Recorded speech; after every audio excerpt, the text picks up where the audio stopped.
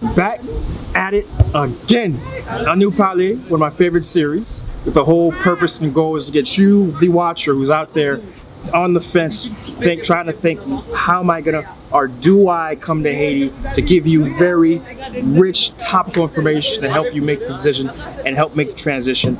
And bringing in this series, this particular episode, it's real special because I have somebody here who's going to give a brand new perspective we haven't had yet on the show. Religious. We have someone who's a real thought leader. So grab a pen, grab a paper, and we're going to have a real conversation today about what it means to be in religion in Haiti and be an influencer in that domain. So without much further ado, I would like to bring my guest, Marc Antoine, to the show. Thank you, my brother, for coming on and being a part of this. Thank you. Right? I think a lot of us who grew up in the church in the States can appreciate the importance religion has in Haiti and the Haitian culture. Yeah. And you being a millennial who decided to re-engage that, I think a lot of folks really are interested in what you have to say, and I think what you're going to say is hopefully going to hit home to a lot of the folks here in the audience. So first and foremost, how are you? How are things? I'm doing well. We're doing well. I want to thank you for doing this interview. I really appreciate the work that you're doing. You're doing a great job. I want to encourage you and all that. Great to see how you're shining a light and encouraging a lot of people back in the diaspora to come back home. And so keep up the great work. I appreciate it. Yeah, I'm doing well. My wife is doing well. Family is well. We're blessed. So awesome, happy to be here. Awesome. Yeah. He's I think his wedding actually was the photo for La Union Suite. Yeah. Ours is the Haitian American, one of the top blogs for a while. So shout out to Lino Suite. Yeah. So, but again, it's good to have you. So give folks a quick bio of what you're doing right now. Just a quick snapshot of Yeah, so basically I've been in Haiti for about 4 years. I bought a one-way ticket back in 2015. I am an ordained pastor and I work for an NGO called Tier Fund as an advocacy officer. And so right now what I do, we do development work through the NGO, so development, response to disasters, as well as advocacy work. But outside of that work, I also do itinerant preaching and discipleship. So I work with youth groups all throughout the country, especially here in Port-au-Prince. Is working with them, discipling them, doing Bible studies, preaching, and really trying to transform the way people see the gospel, and really trying to help people understand that the gospel that is preached should not only be preached through words, should not just be proclaimed, but it should be demonstrated through our actions, by the things that we do, the way that we live, and by doing that, then we can manifest the kingdom of God. And my big belief is that if we do manifest this kingdom, this big vision that God has for humanity, for creation, that will lead to holistic, sustainable development in communities, in lives, and in countries. And so that's what I do here. That's the vision, that's the goal. And so it's good to be here. I'm living here with my wife. She's teaching at Seejeanty Christian School. That's where we're at right now, actually, as you can see in the background. It's a really, first time here, it's really nice. Facility, very nice places. I think it's an all English school. English school, from K to 12, so beautiful campus. Great school. So she's teaching here. She's loving it. We're blessed. She's been here almost 2 years now. So yeah, we're here living the Haiti life. Nice. So tell us a little bit about your pre-Haiti life. Just a little quick snippet, just to get folks' sense of what you're doing. And because a lot of folks, they see the people here, but they don't see that the people here were people like y'all. Tell us a little bit. So I was actually born in Haiti. I was born in Haiti. Marc Antoine. Big shout out to Marc. I was born there. My dad is from Foutamar, my mom is from La Vallée, and my family immigrated when I was around almost 2 years old. And so we moved to Flatbush like every other Haitian family. Spent a couple years in New York, and then after that we moved to Philadelphia, where I grew up.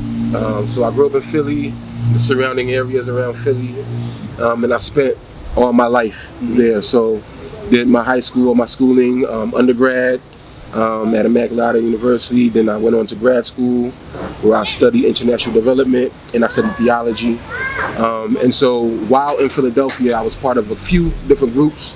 One of them was the Haitian Professionals of Philadelphia, where we were working with diaspora, specifically the Haitian diaspora, to get the diaspora civically engaged in politics in Philadelphia that affect Haitian groups in Philly, but then also to shine a light on what was going on back home. So getting them engaged in Haiti. And I was also part of another group called Haiti Engaging Youth, where we were trying to bridge the gap between the diaspora and Haitians here. And so we did a couple trips to Haiti, really built some good relationships. So that's what I was doing in the States, preaching.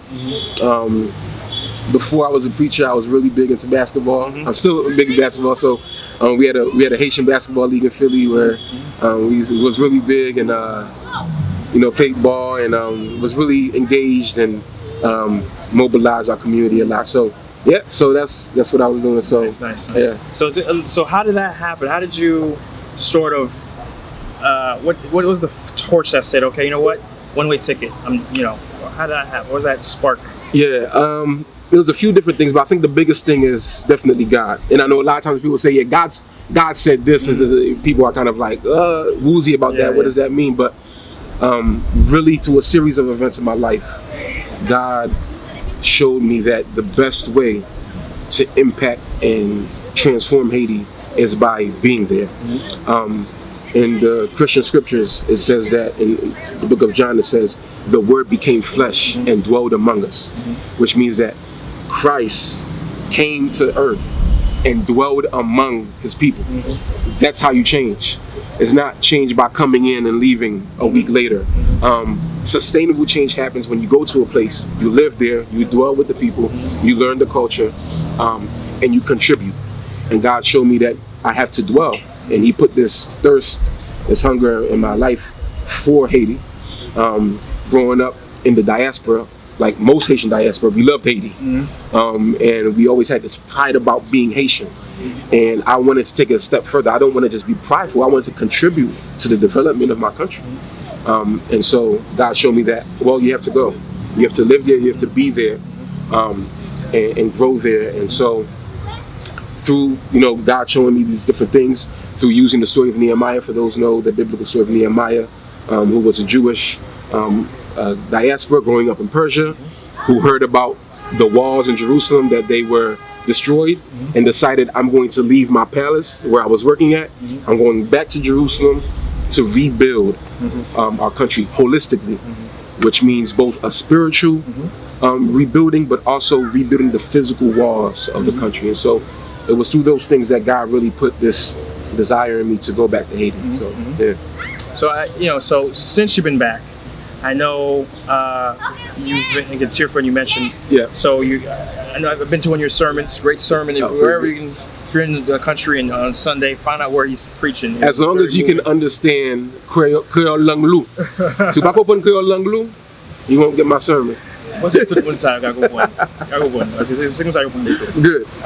And so, tell us about So since you've been back, what have you been doing? What's the most exciting things you've been a part of and really gets you going out of bed and really surcharged? One of the things that we're doing at Cheer Fund is we're really trying to foster youth development. And so there's two things that we've been trying to do. The first thing is we're trying to respond to an issue that everyone sees in Haiti, trash, waste.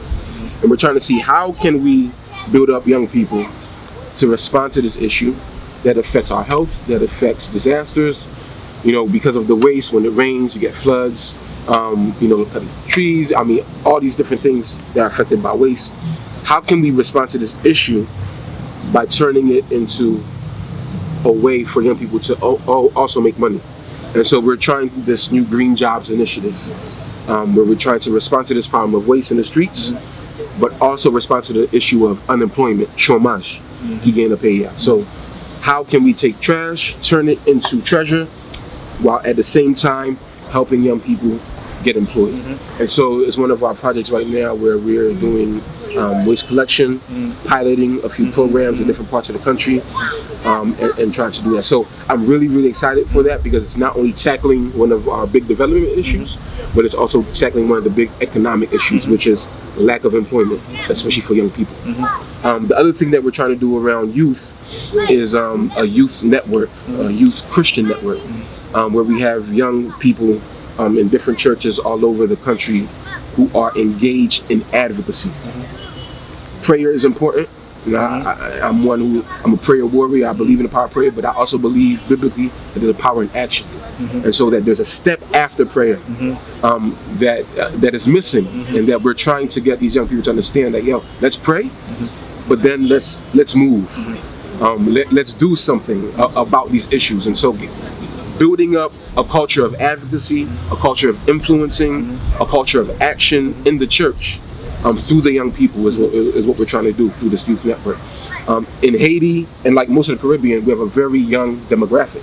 In Haiti, I think the numbers are around 70% of the country is either under the age of 30 to 35. So the majority of the country are young people.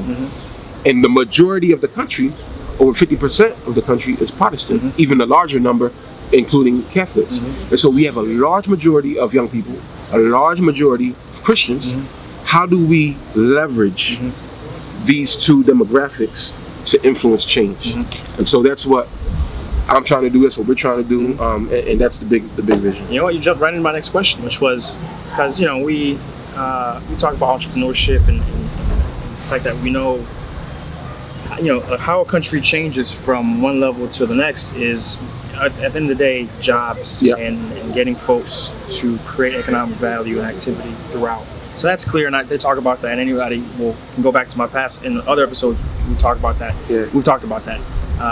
We talked about tourism previously. So recently talking about legal issues. So what role specifically does religion have, especially when I'm sure some people would argue religion's been here in Haiti for a long time, and what has it done in terms of pulling folks up? And so how do you see the new religious movement? Do we need a new religious movement? I don't know. Let's talk about that. Those are all important questions, and questions that are poignant at this time. I think religion has a big part to play in everyday life. So on an individual level, just if we just take people who are religious or people who call themselves Christian, that is the outlook through which they see life, through which they understand who they are, through which they understand justice, right and wrong. So our belief, what you believe about God and how you see yourself in the grand scheme of things, ultimately dictates how you live. And so it's really at a fundamental level, faith plays a big part. Your relationship with God plays a big part in how you see yourself and how you see the other and how you see justice. And so if we can take that, what's already there for the majority of people, if we can take that and say, all right, well, there's something that's missing. Yes, faith plays a big part, but also understanding that it's not just something that is just a theory. It's not something that's just in our mind, but that our faith actually has real life implications and manifestations. So if you go to this justice piece, I believe Christianity plays a big role, because Christianity sets the precedent for justice. In many countries, the way that the justice system is written, the codes that are written are taken off biblical principles. Why is it wrong to murder? People say, well, it's just wrong because I believe it's wrong. But from a biblical point of view, from a faith point of view, it's wrong because we understand that men and women are created in the image of God. And so it is wrong to take a life based on that. You understand? And so we, and plenty of other things. And so the basis for justice, the basis for development, Christians, we all believe that it comes from our faith. And so if we can strengthen our faith, and if we can understand what our faith, the purpose of our faith, which I believe is to manifest the kingdom on earth as it is in heaven, is not just something that we're waiting to die to inherit, but something that we're manifesting, then I believe that it has implications for the school system in Haiti. I believe it has implications for the justice system in Haiti. I believe it has implications when you stand at a line waiting to pump your gas. Somebody doesn't cut in front of you. I believe it has implications for whether or not you're fraudulent on your taxes. I believe it has implications of whether or not, when you're signing a contract for land. All these different things. Faith is at the foundation of it all. And I know with Christianity, it's a very, very controversial issue because of colonialism and because of the way that Christianity has been portrayed and because of the acts of Christians. I mean, you keep it real. Christians have messed up a lot throughout history. The transatlantic slave trade, they were Christians who went and gave people Bibles and took their land. We understand that. But there's a someone that I really admire, Kwame Ture, otherwise known as Stokely Carmichael, who was a leader in this civil rights movement in the States, says when you measure or when you are trying to understand a system or a faith, you cannot measure it by the adherence. You have to measure it by the principles of the faith, because people, we lack and we're unfaithful to the principles that we claim to hold. And so Christianity, I would say yes, Christianity has had its faults. We've also have done a lot to contribute to society as well. We can't miss that part. But if we look at the principles of our faith, justice, love, truth, equity, equality, all these things, peace, joy, love, all these things are principles that uphold a nation and that produces or that leads to development. And that's why I think Christianity is uber important to the life of people and to this country. Great answer. That's why I'm happy to have you here. You really provide some really in-depth, deep responses that make me think. The question that leads this, because when I posed the question about religion, it was Christian religion, right? Yeah. So a lot of folks, depending on where they're at, I know my mom and dad, their response is very clear on this question, but a lot of the younger generation, they look at the history of religion, and particularly the more native religion in terms of African roots, of voodoo, of Vodon, right? Yep. And when you read the history, Bookman, and it was a religious ceremony that sparked the uprising, and depending on who you ask, it was Voodoo and Vodon who won the independence for us. How do we reconcile? Because so many Christians traditionally have just reconciled to say, you know what, Vodon is a devil's religion. We have nothing to do with it. But is there a different way to reconcile that very important aspect of our history and who we are with the simple cookie cutter tenet, setup and tenet of Christianity? How do we? Yeah, I think also very important question for Haiti specifically. I think that for me, voodoo is something that I would like to learn more about in terms of understanding its tenets and its principles. I think that conversations have not been had enough between Christians and between people who practice voodoo. I think that there's been a lot of barriers, there's been a lot of tension, which has led to a lot of misunderstanding on both sides. And I think that it's important to have conversations on both sides to talk about these issues and to see, all right, this is what I believe, and this is why, and this is what you believe, and this is why, and these are things that we can agree upon, and maybe these are things that we cannot agree upon, and how can both of us move together towards development in our country. There's a quote by Barack Obama, former president, who says, we have to learn to disagree without being disagreeable, and we also have to learn how to compromise without forgetting those principles that can never be compromised. And I think that's something that's important for these kind of questions, is that there are some things that we need to learn to agree on, but other things that we can disagree on without being disagreeable about. But then there are also things that we can compromise on without forgetting certain principles that cannot be compromised. And so I think whether or not we want to discuss if voodoo played a role in independence. I think voodoo is part of life here in Haiti. For many Haitians, it's part of their culture. For many, Haitians, it's part of the way of life. And it's something that needs to be understood and addressed and talked about. And I think that Christians in the church, we have to do a better job of speaking and having conversations, and then also sharing our faith in a way that is authentic to who we are, but that does not dismiss or throw away other people. And I think that's something that we've done a poor job of in the past, and that we need to improve upon moving forward.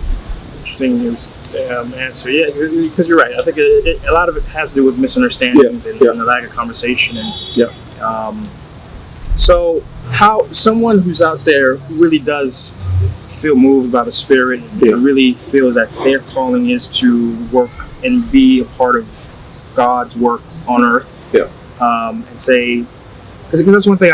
Growing up in the church, my own father was a pastor and deacon for so many years. And looking back, as I think about it now, the church, Haitian churches particularly, never really engaged in Haiti. Going back now, and I go to a lot of different churches, and I see it's American churches that have branches of Haiti and doing stuff.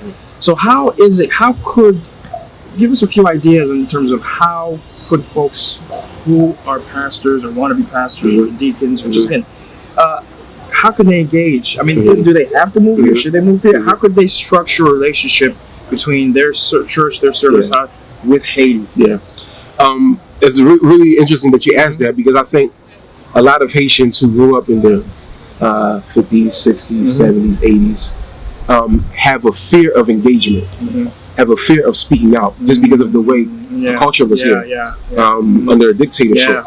They could not speak out. And he had arms, exactly. Grab people listening. Anywhere. And so from a very early age, I mean, my mom and dad told me, "Hey, pantina business moon. Mind your business. Go to school, go to work, get an education. Get a career, and stay out of the way." And from their point of view, I definitely understand why. But I think when we look at Scripture, silence is dangerous. Silence makes you complicit to the status quo. And so I think part of manifesting the kingdom is building up a church that is not silent. A church that can voice the truth and is not afraid to voice the truth. And I think so around that we need to get diaspora engaged, more than just remittances, more than just sending money. I remember going to Western Union or going to COM or sending money every week. My parents, send money every week. It's more than just sending money. It's actually sending our voice. It's actually sending our power. We are powerful. We have Haitian Americans who are in all types of careers and jobs and systems in the U.S. at high levels, who have high levels of influence in the church as well. And so building and fostering a culture in the church that speaks up about issues pertaining to Haiti. Speaking up for dual citizenship, which is something I'm a big proponent of. I believe Haitian Americans should have the opportunity to be citizens in Haiti. Speaking up, around issues like Petro Caribe or whatever other issues that are pertinent in Haiti at the time. I think that the churches, we should now be fostering a culture of speaking up, of speaking out, of being present, and then of also people who are committed long term, encouraging them to come back. And learning that Haiti is not a wasteland. And I thank you for doing such a great job of showing what CNN doesn't show, and what unfortunately a lot of NGOs fail to show, showing that Haiti is a beautiful place, and that has a lot to offer. And I think the more that we can show this, the more we can encourage young people, and the elderly also, to come back and to contribute. Those who have had experiences in the U.S., those who have education from other parts of the world, come back and contribute the way that they can to this country. And so I think fostering that kind of culture in our church will be a big part in that. How does someone go about choosing a church to go in Haiti? Like, imagine, because again, I'm just thinking about the very religious person who comes, and one of the first questions they have is, Okay, what church I go to? Yeah. Obviously, probably one of the first churches they'll go to will be wherever their family's going. Right. But is there a better way to look for churches in Haiti? Yes. I definitely say the real Christian answer is pray. As a real Christian, it's a pastoral answer. Yeah, definitely pray. But I also think asking around, making contacts is big in Haiti. Not just for church, for everything. Yeah. Church included. So knowing which church would suit you the best. Definitely about making contacts. Talking to the right people, and then just taking time out, visiting different churches. And so there are all types of churches in Haiti, churches that can suit everyone's taste. And so it's just about visiting and finding the one that that suits whether your worship taste or your preaching taste, or if you're looking for a more homogeneous church, which is all Haitians, or if you're looking for a more mixed church where you have Haitians but also expats, different cultures. If you're looking for English, French, Creole speaking church, you can find that. And so it really depends on what you want. So would you be willing to be a contact to some of our folks? Most definitely. Okay, so your info will be down, and they can shoot an email, contact you, Facebook, a bunch of different ways. It's very open. Yeah. Right. Yeah. So tell us about as someone who has preached, and I think you did your religious schooling in the States, right? In the States. Yeah. So and then preached in the States and came. So what are the biggest difference between churches in Haiti, right? And it's Haitian churches, right? Because that's where we grew up. Yeah. Haitian churches in Haiti versus Haitian churches of Haitian diaspora out there. And what's the coolest thing about of Haitian churches in Haiti? And maybe what is the one big negative that maybe there needs to be improvement. Yeah. What's funny is that there is not much of a difference between Haitian churches here and Haitian churches abroad. Yeah. I mean, the pastors here, they go to the States and they carry the same method. Yeah. And so I grew up in a Haitian church in Philadelphia. Yeah. Shout out to HEBC, we all we got. Okay. And when I came here, like, this is my church. And the people here were surprised. Oh, apa ukon Church d'Espérance? Yeah. Apa ukon Som 23? Apa ukon Som Sissi? Som Sela? We grew up, Haitian churches, you went to a Haitian church. Yeah. We grew up singing the same songs, hearing the same messages, in the same culture. Yeah. And so I appreciated it because it was as if I grew up in Haiti. Going to church, it was growing up in Haiti. And so coming back to Haiti, there are a few things that I really appreciate, and some things that I don't. One of the things that I do appreciate is that you can feel the thirst and the hunger of the people of really worshiping and of really seeking God. People really do want to hear the truth, and the people here are meticulous about their study. They want to learn, and Haitians are great learners. And you can tell, like, when the pastor's preaching, somebody's doing the teaching, they will sit and they will learn and they will study, and they will know it. And then if you ask them about it, bro, they will tell you, and I love that culture, that learning culture, that constantly learning, constantly growing is important. One of the things that I would challenge the Haitian church on is we have a bit of a culture in Haiti where the church is kind of just waiting to die to get to heaven. We kind of see this world and everything in it as bad. And we've really detached from society. Where what goes on in church, that's what I'm dealing with and what's happening in the world. So people don't really want to get involved in politics. People don't really want to get involved in justice. And again, it's because of the culture of fear of speaking out. But I would challenge the Haitian church, and that's part of what I'm doing here is to challenge the Haitian church and to encourage the Haitian church to get involved. It's biblical to be involved, and there's countless testament in scripture about people Christians getting involved in communities. Stories about Esther, stories about Nehemiah. Shout out to the fiance, Esther. Shout out. You got a big name to live up to. Wait, not the new Haiti, did it? All these different stories. Moses, one of the biggest stories. Yeah. He's a political figure. He goes to Pharaoh and says, "Bro, let my people go." That's a political statement. You are oppressing my people. Let them go. And I think that's something that the church here should be engaged in. Speaking out, doing advocacy, influencing. And so that's one of the things I would challenge the church to do more of. And something that I'm looking forward to contributing to here in Haiti. gonna give you the floor on this one, just because this isn't necessarily my domain. It's not entrepreneurship. So what? I'll give you the floor on. You could do this next topic. What is it? What's one thing you like to talk about that, given our audience, would like you feel that maybe have an accent that they could gain from? What do you think? What I would like to encourage everyone who's listening out there, especially you have a big diaspora demographic. I would encourage all Haitian Americans to pray and to think about returning to Haiti.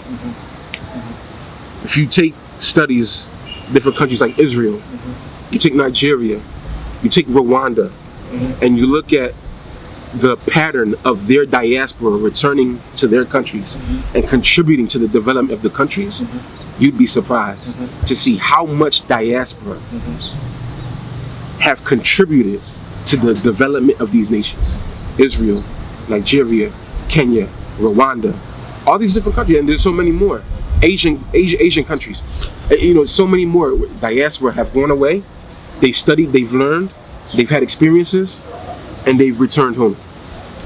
The other part of that is that Haitians here also need to make space and need to open arms to receive our brothers and sisters coming in from the diaspora. There's one thing I realize is that there's a gap and there's misunderstanding on both sides. The diaspora grossly misunderstands Haitians here and vice versa. And so I would encourage all diaspora to really pray and think about that. I know it's difficult. Nobody growing up, I didn't want to come to Haiti. That was I loved Haiti. All my friends knew I was Haitian. I have a Haitian flag. When I was at school with a pot of maïmoulin and sauce pois. You know what I'm saying? But coming to Haiti, never. No one thought it was possible. You're here. I'm here. There's countless other brothers and sisters who are here and living and working and showing that, yes, there are issues here, but you can live and you can contribute here. And so I would encourage everyone to really think about that and pray on that and consider that. And then I would also encourage Haitians here to really think about what it means to welcome Haitian diaspora and how can we better welcome Haitian diaspora to this country. Fantastic. I want folks to have your contact information. So we're gonna at the bottom we're gonna have your. What's the best way to connect with you? Facebook? Yeah, the best way is Facebook and email. Facebook and email. Okay, so we'll leave that. It will be below. Listen, Marc, thanks so much. Bro. I wanted to ask you so much more, but I want to keep it a little compact. I got folks complaining it's too long. No doubt. But I think for the amount of time we were together here, I think we really filled with a lot of nutrient and protein and info for folks. And again, to wrap up what Marc is saying, there's a lot of opportunity religiously in terms of folks, the way things are already here, in terms of how they can re-engage you out there, in terms of how you can be involved, and again, pray and certainly appreciate the fact that we are Haitians. We are a Christian society, and certainly it's the principles we have to try to live up to. And if we really do that, really live up those principles, Haiti cannot but change. Right? No doubt. So no doubt. Until we're back at it again, we'll be back at it again. Bless us.